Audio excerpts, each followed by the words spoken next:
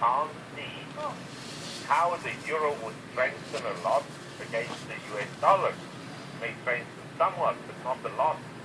Because if the euro strengthens meaningfully, they're going to print as well in Europe, the same in Japan and the world. So, for that reason, I hold gold. All right, Mark, we are going to have to leave it there. On that note, I agree with you. We all do. But there are other we know you two agree on that one point, for sovereign sure. debt, you can look at other countries that are better credit risk than the U.S. government. Who's a better credit risk than the U.S. government? Please, Come now. Just about anybody. Gentlemen, I want to move the conversation along. Mark, thank you so much for calling in, but I do want to get to... Thank you. I do want to get to a trade here. Jim Uriel, come into this conversation. You heard what Mark had to say. Dennis is piping in. Of course, Peter has his view. What is a trader doing right now with the S&P 500? Okay, first of all, I am short-term negative on the S&P 500, but I don't believe we're in a situation where a bubble's bursting. The two bubbles I've seen were characterized by mom and pop and next-door neighbors and uncles borrowing to buy tech stocks and borrowing to buy homes. Those are the people who have to react when the margin calls happen. We've seen a lot of institutional leverage, but we haven't seen that sort of leverage too. That being said, with all due respect, I am somewhat negative on the market just because we've come so far so fast. So I am short-term negative. I think we have a bit of a correction. I've said this before. Sometimes it pans out. Most of the time it doesn't. I want to be a seller at 1959 SEP S&Ps with a target of 1943 on the downside. If it trades 1969, that's where I'd wash myself out. All right, let's go ahead and bottom line. Just because Main Street hasn't joined Wall Street's party doesn't mean it's not a bubble. I've been calling this the bubble for the 1%. You're right. The average investor is too broke. He's spending all of his money at the supermarket. He's got nothing left over for the stock market. But we do have a bubble among speculators. Private equity, hedge funds, they are loaded up on property, and they're loaded up on overpriced stocks. This is a bubble. Everybody doesn't have to participate to make it so. Yes, and here's my point is that those people react differently when the time comes to sell it. And the popping of the bubble won't be as violent if it's institutional investors with deep pockets. I disagree. These guys are going to cut and run. I mean, they're not going to ride this thing down. And I think especially in the housing market, individuals had mortgages. But the hedge funds, the private equity guys, they don't have mortgages. They don't need permission of the bank to do a short sell. They can just dump their properties on the market, and they will.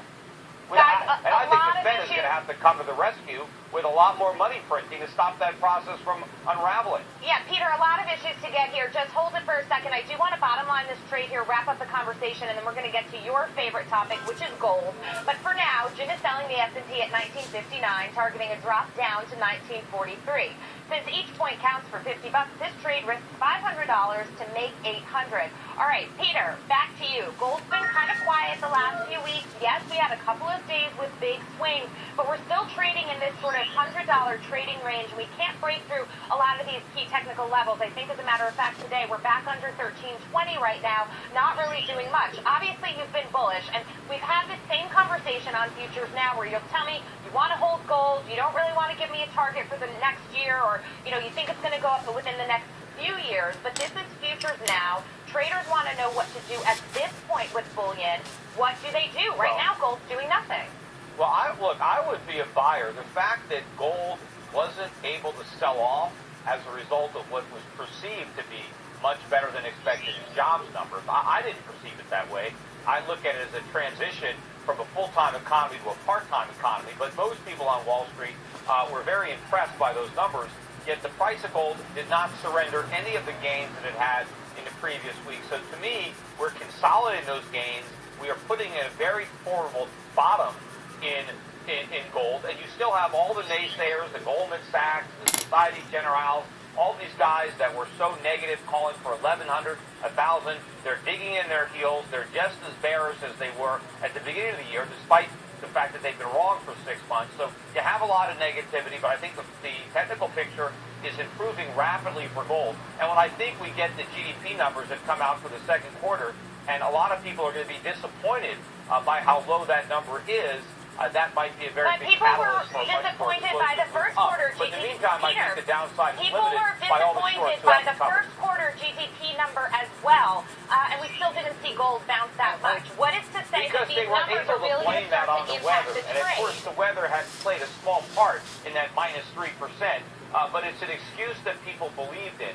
but it's taking a long time to shake all this negativity. Look, I have a gold company, too, and in addition to my brokerage firm, I do have a precious metals company, and our business is off. In the first 6 months of this year, it's about 20% below where it was last year, and I think industry is down more like 40%. So even people that should be buying gold are too afraid to do it because of all the negative publicity that's out there. One of the negative voices out there has been Dennis. Dennis Bartman, I want you to chime in here because especially in dollar terms, you have not been bullish on gold. So what do you say to Peter? Well, I've been bullish on gold in the currencies that I think are going to do the worst. I've been bullish on gold in yen, and quite honestly, that's been a far better trade than being bullish of gold in dollar terms. Even if you bought gold at absolutely the worst possible time in the course of the last 2.5 years, you're down.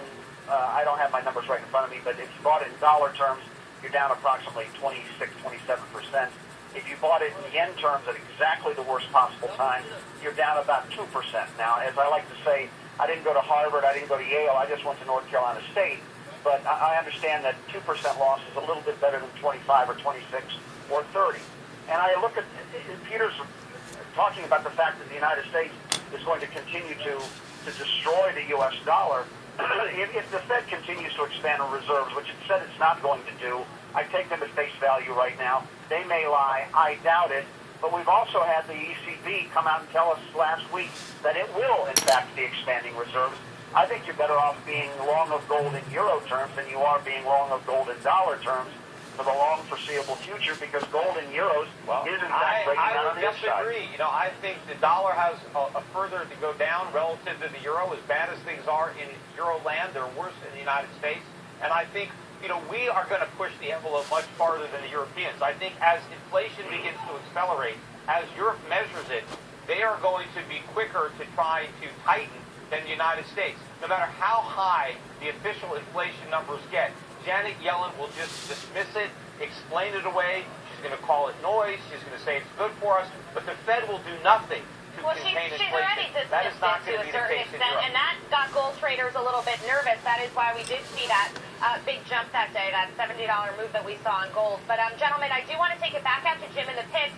Jim, you're watching gold very closely as well. Give me a trade here. What are the guys saying? What are you doing with gold right now?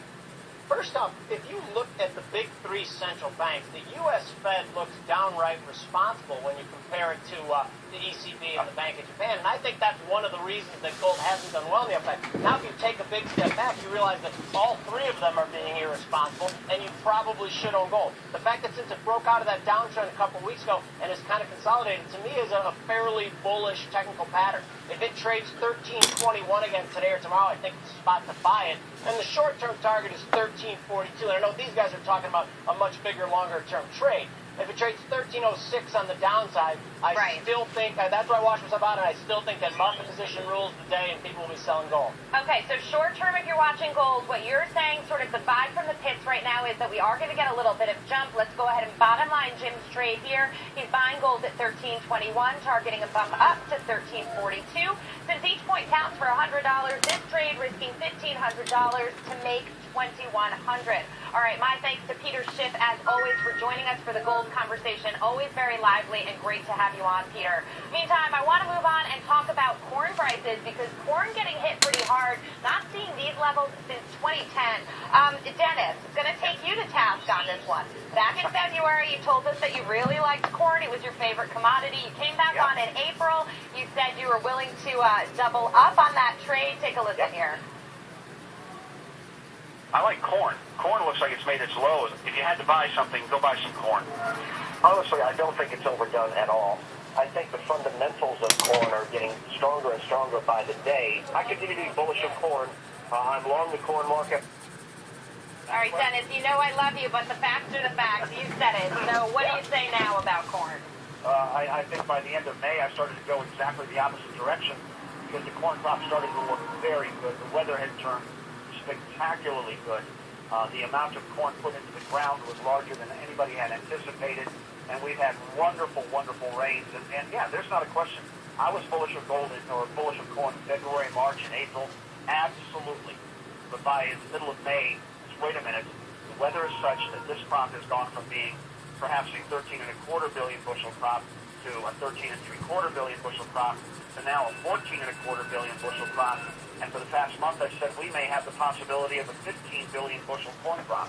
So no question, I was bullish about corn earlier in the year, but it's been quite some period of time that I was, and actually in the past 6 weeks, if you've read my stuff, I've been overly bearish. So no question, I was bullish on corn early this year, absolutely. All right, so you were allowed to have a change in your point of view. Sure. Meantime, Jim, I know you're watching corn. I'm wondering if you think we've sort of bottomed out here. In terms of a corn trade, how would you look at this right now? Okay, I'm definitely going to look at it for the long time. So if your question about have we bottomed out, I'm not positive that. I know I look at the chart and I see no point in selling it now. It rains almost every night in the Midwest, and the corn price is priced for perfection in weather right now. To me, it seems like much better to be long it than short it. I know it's trying to catch a falling knife, whatever the trader parlance is. Right. But if I'm going to be doing something right now, it sure as heck isn't going to be selling it. I'd be looking to buy it if it trades 411. That's a little higher than here again. That's a small show of strength that could mean to me a bigger show of strength. Target on the upside would be 443.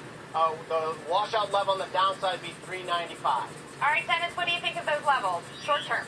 Well, I wouldn't be surprised if we go down and take out the $4 in the not very distant future, and go down and take a look and see how many stops exist at 399. Then you're going to get the almost inevitable dead cat bounce.